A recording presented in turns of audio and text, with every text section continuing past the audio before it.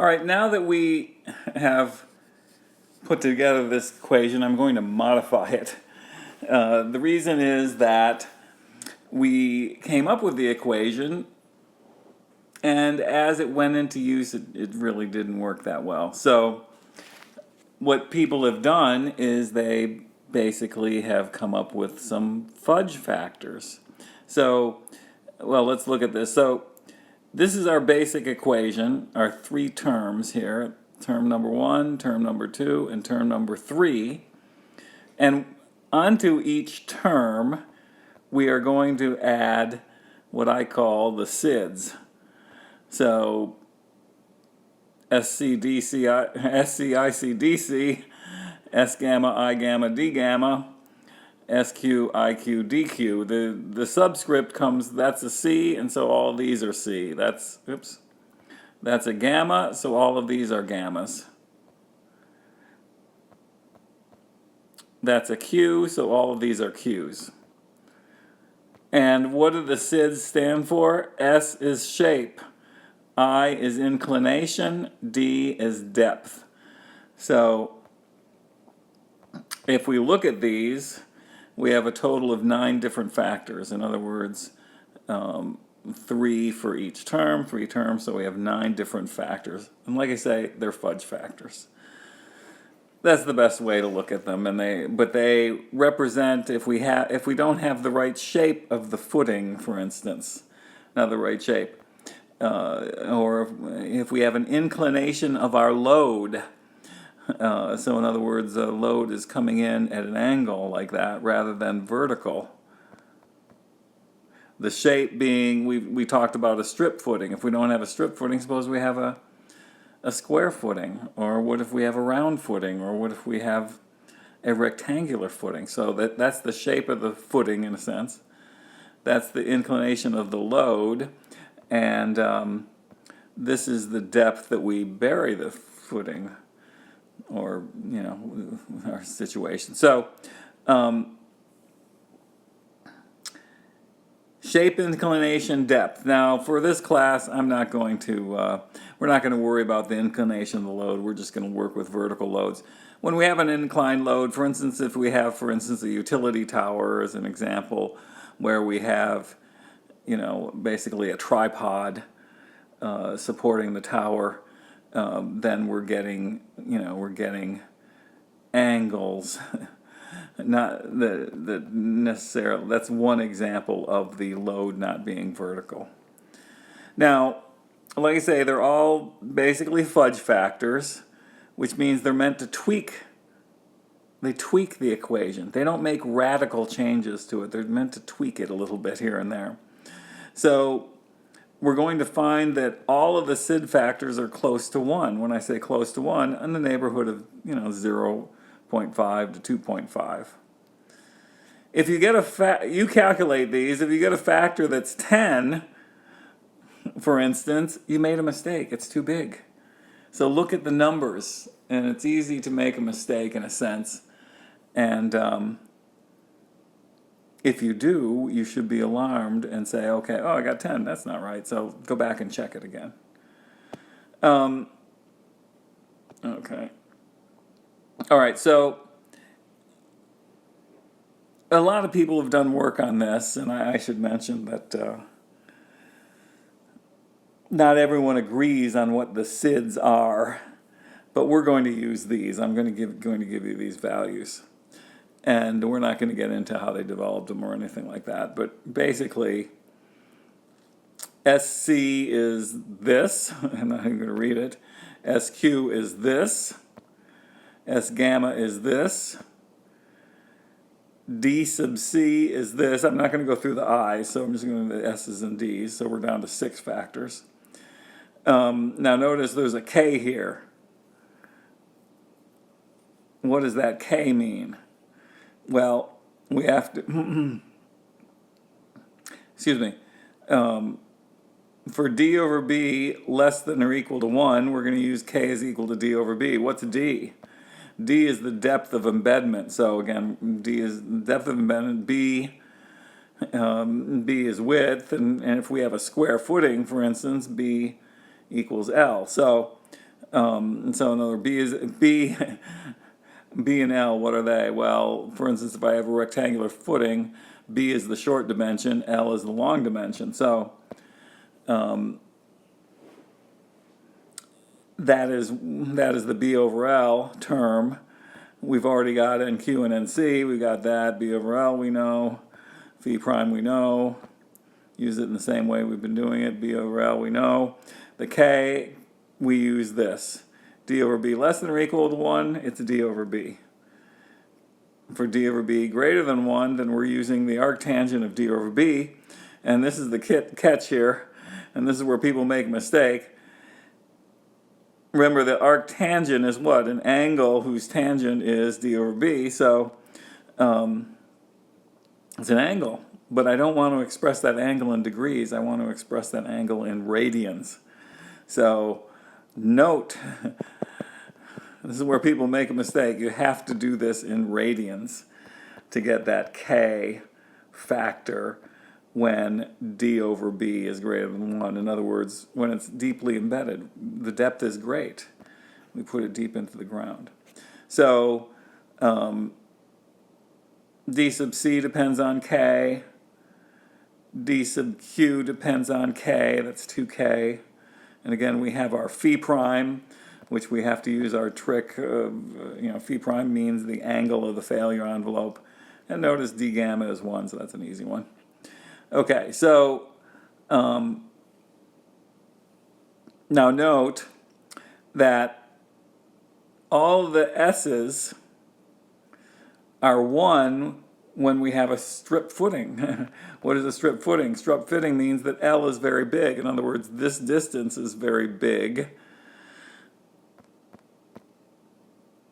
That means that B over L is small, or approximately 0. So if that's 0 and that's 0 and that's 0, then we get the S's equal to 1. So strip footing is, in a sense, our base case for the shape. S's shape, is meant to reflect a rectangle, a strip, a circle, a square, etc. Depth, D is the depth factor that reflects how deep in the ground we go. So we can take a look at the couple of problems that we already did, and so let's go back just a little bit, and so let's look at this one. Now, remember, we did a strip footing. So strip footing means S is 1, so I'm not concerned about that. I is 1 also because the load is vertical. So the only thing that we're concerned about is the D. So what are the D factors? So we want to know, in other words, DC, D gamma, and DQ. All right? So, but remember, D gamma refers to the middle term of our equation, and N gamma is 0. So for this particular problem, I don't need a D gamma. So for this particular problem, we're only interested in DC and DQ. All right, so we don't need that one. So let's put in our DC, figure out what our DC and DQs are for this particular problem, and we're going to modify our bearing capacity based on this, on these, the SIDS. So now remember what problem this is. This is, it's a strip footing. We've embedded it 1 meter. We're on clay. Water table's at the surface, or we're on clay, water table at the surface. We're gonna get everything at t equals 0 plus, which means we're at tough, TUF, and so our failure envelope looks like that, which means that what? I have my phi prime equals 0, C prime equals SU. So we have to keep that in mind when we do the factors. So we still have to remember our failure envelope. Okay, so we're going to start by computing D over B. Well, the depth is 1, the B is 2, so 1 over 2 is 0.5. And that means what? That means d over b is less than 1. That means that k is equal to d over b. So my k value is also 0.5. So, so I have my k value of 0.5, and so my dc, by using the equation I just gave you, 1 plus 0.4 times k, plug in the k, I get 1.2 for my dc. So I get dc is 1.2, and then my dq, using that equation that I gave you, oops, I'm going to take the whole thing, 1 plus 2k times tangent of phi prime times 1 minus sine phi prime. Well, squared, quantity squared. So, well, my phi prime is 0, right? So the tangent of 0 is 0, and the sine of 0 is 0. So, or sorry, yeah, well, the sine of 0 is 0, the tangent is 0, yes. So, this becomes, this part of the term becomes 0, so my end result is that dq equals 1. So, and then d gamma is 1 also. In our that was given. That's basically a given in the given equation. So I now put in my I put in the dc here. Where does it go? It goes here. Okay, so it's 1.2. So I have, when I plug that in there, so that's 20 times 4 times 1.2, and that drops out, and the QNQ is 12. So my end result is my Q ultimate is 108 when I put in the factors. So notice, what have I done? I've changed the, previously I had 92, and now I have 108. So it's a significant difference, but it's meant to tweak the equation. So okay, so let's do it for the next problem. So the other problem is what? Q equals infinity, same problem, but now, of course, what does my failure envelope look like? It looks like that. So now my phi prime is 25 degrees because, remember, I'm on eds. So I have this failure envelope, and now what is that? That's 25 degrees. So when I put in my factor equation for D, or sorry, for, my S sub D, sorry, C, again, my K is still 0.5 because my D over B is still the same. My D over B is still 0.5, which means my K is 0.5. So my DC stays the same, 1.2, but when I go into my DQ, what happens? Now I do the tangent of 25 degrees and 1 minus sine 25 degrees quantity squared. So I plug that into my equation, and I get a DQ of 1.16, and so I put in so now I have a DQ that goes into this, and my DC, which goes into this, is a factor in that, and I multiply all that out, and I get a new Q ultimate of 296. And previously it was 254. So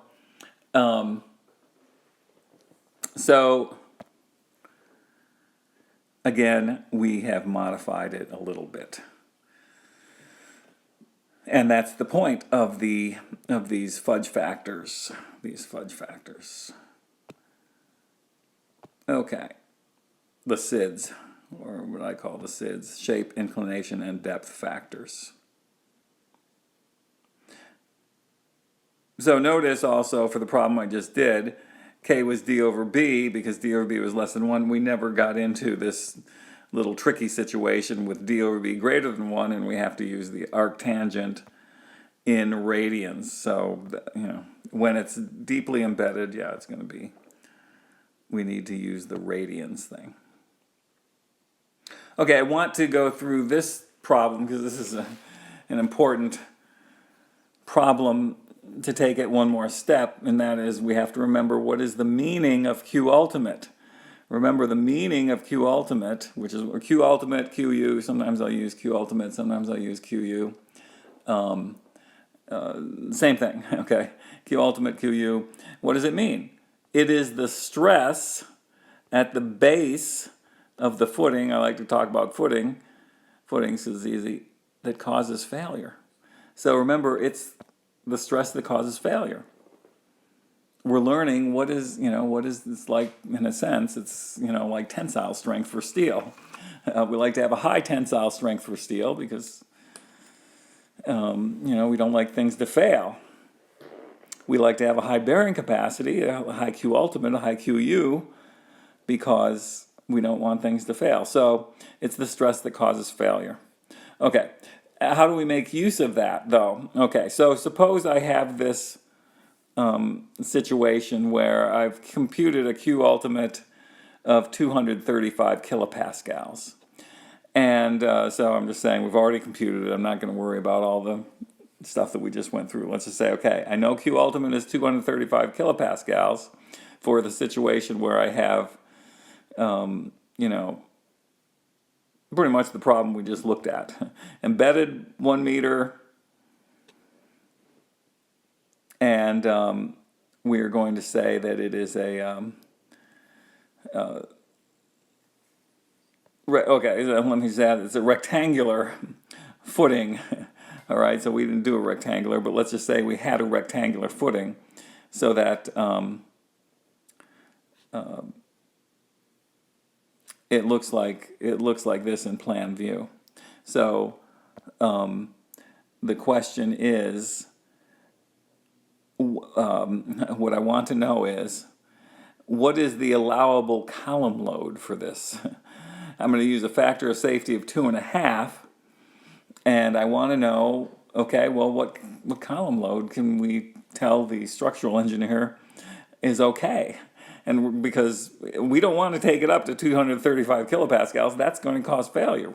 So we put in a factor of safety of 2.5, for instance, and how do we end up with the, what do we tell the structural engineer what is an allowable column load? Well, all right, it's a little bit tricky because when we build our footing, we put our footing in the ground like this, then we come and we backfill with soil. So this soil, remember soil is heavy, that soil also already puts a weight onto this footing. So we have to account for that weight being there.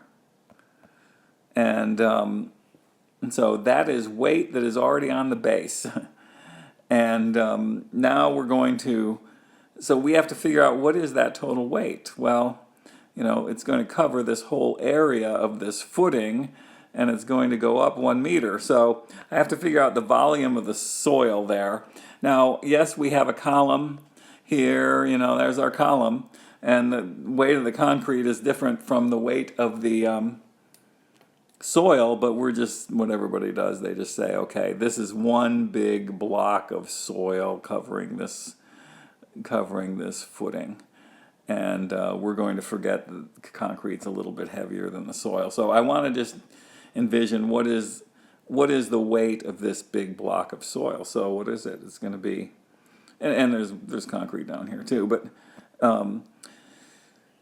well, we got to figure the volume of the soil. I put the soil in quotes because there's some concrete in there.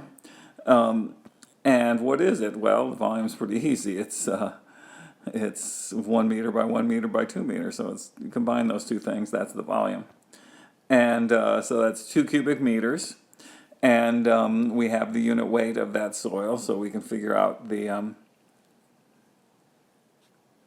load. So I'm going to call it P soil, or the load of the soil, 2 cubic meters times the gamma of the soil, which is 12, given B12, and that's 24 kilonewtons. So we have 24 kilonewtons there.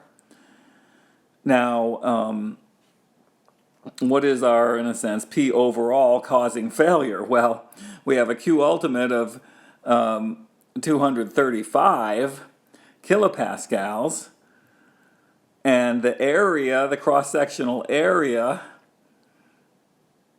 is 2 square meters, 2 meters by 1 meter. So stress times area is force. So stress times area. The overall load causing failure is 470 kilonewtons, but we already have 24 kilonewtons over. So I have to subtract the 24. So along the description to figure out that the column load that's going to cause failure is going to be the 470 minus the 24, and that becomes 446 kilonewtons. I want to apply a factor of safety of 2.5 now. Gives me, I divide by 2.5 to get 178 kilonewtons. So this is my allowable column load, my P allowable. I have to account for the weight of this soil that we're putting on there. So know this problem. You got to know this little trick how we have to figure out the load already put on there by the soil that we use as backfill. So know this problem so we can apply this factor of safety. Now notice, it's a pretty big factor of safety there, 2.5. Okay, in structural engineering, they generally don't use factors of safety that high. And that sort of attests to this whole equation is not that good. I hate to say this, but a lot of things go wrong with this equation. So you have to be safe. Use a big factor of safety. Okay, I'm going to stop.